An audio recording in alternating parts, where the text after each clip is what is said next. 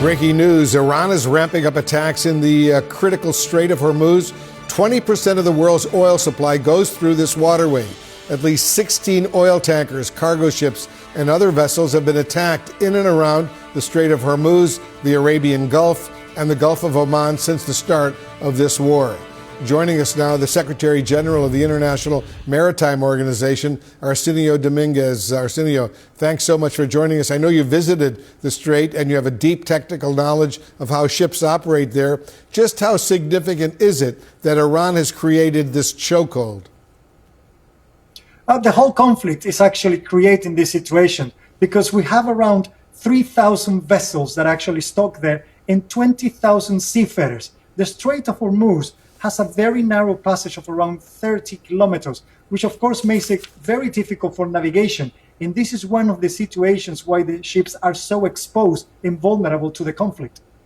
President Trump told Fox News that oil tanker crews should, quote, go through the Strait of Hormuz and show some guts, end quote. He continued, there's nothing to be afraid of. They have no navy and we sunk all their ships. What's your response to that?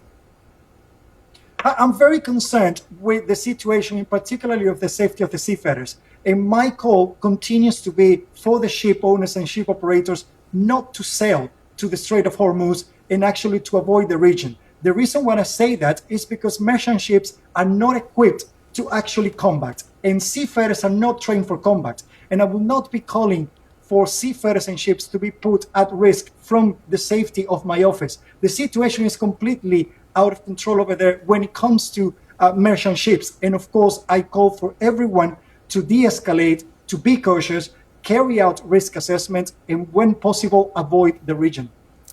Members of the Trump administration have proposed U.S. naval escorts of oil tankers through the Strait of Hormuz. Just how challenging is this sort of operation, especially as we see attacks on ships all along the route?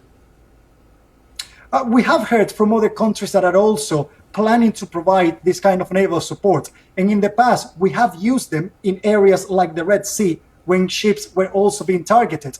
But this is not a long-term sustainable solution, and it doesn't eliminate completely the risk of innocent seafarers and innocent merchant ships actually being attacked. There's also the need to coordinate this approach. Again, it's a very busy waterway, and we need to have all the necessary information for ships to be able to receive any kind of assistance. And in that way, we can avoid collisions among the ships and also any environmental disaster. We know that Iran has laid mines in the Strait of Hormuz. Speak to how authorities sweep for these mines to try to clean up the strait and whether that's even possible right now in a dramatic situation that has unfolded. It just adds to the risks that exist in the region. It's very difficult to track all this information and, of course, for even confirmation of what is actually being done in a war zone. So right now we rely on what's the information that we can receive from all the ships that are in the region when they can communicate, and from the flag states to actually keep us up to date with any dangers that they are expecting or facing. What alternatives are there to the Strait of Hormuz for seafarers at this point? Very limited. The main reason or the main objective here is to de-escalate.